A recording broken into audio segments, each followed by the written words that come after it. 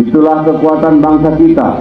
Kita butuh pemuda yang patriotik, gigih, dan empati yang mencintai tanah air dengan tindakan nyata yang tepat berdiri ketika badai datang.